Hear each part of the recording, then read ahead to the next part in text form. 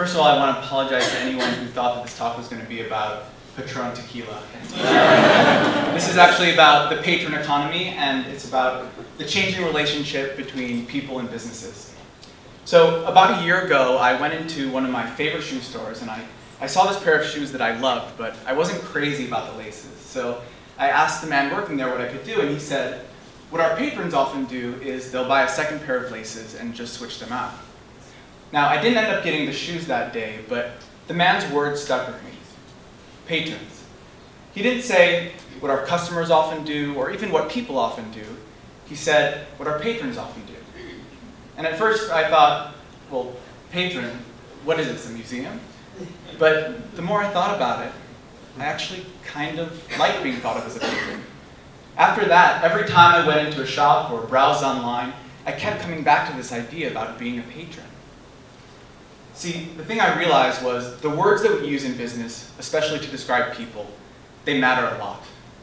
I couldn't explain it, but there was some reason why being a patron felt better than being a customer. And I couldn't shake that feeling, and so I looked up the words. Customer. We're so used to this word, but the interesting thing about being a customer is that it's defined by buying. It's defined by this financial transaction. And then I looked up the word patron. Patron. A person who gives financial or other support to a person, organization, or cause.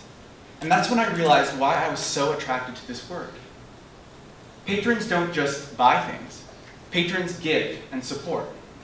See, we're living in the patron economy, and that means that we're no longer just customers who buy things that we want and need. In fact, we're patrons who give to the organizations and businesses that we care about and believe in.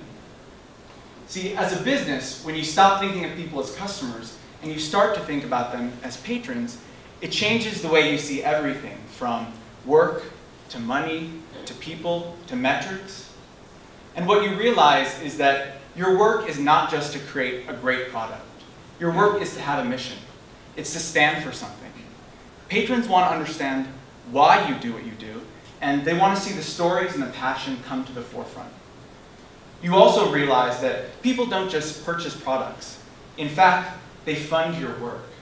People give money because they share your values, because they care about what you're creating, and because this is their way of being a small part of something bigger. You also realize that people don't just want to be served. People want to be involved. And if you let them, then they can help you out tremendously. Patrons want to give you money. They want to share your message. They want to give you feedback, and in some cases, they even want to be part of what you do. They want to be part of your operations. And you realize that you have to change the way that you measure things and the way that you make decisions. You have to think beyond the balance sheet. You have to measure the hard stuff and sometimes have the courage to make decisions that don't just optimize your profit.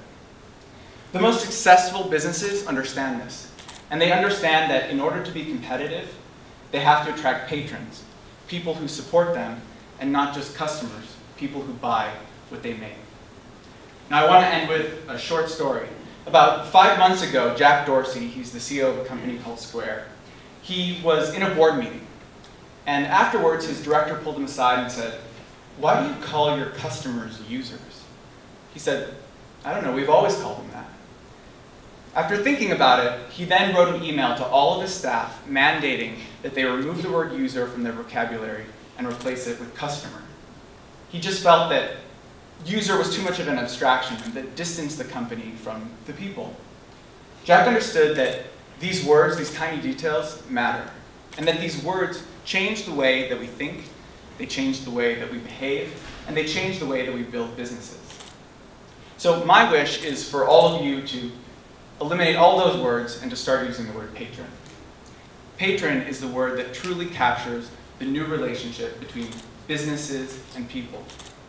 And I believe this idea isn't just a reflection of our current economy, but in fact it's a reflection of our best economy. And what that means is it rewards ventures that create something filled with missions, companies that build community, and companies that build connection. So as we leave tonight, I hope that you'll be able to see the patron economy all around you, both as a patron yourself, as well as in the work that you do. Thank you.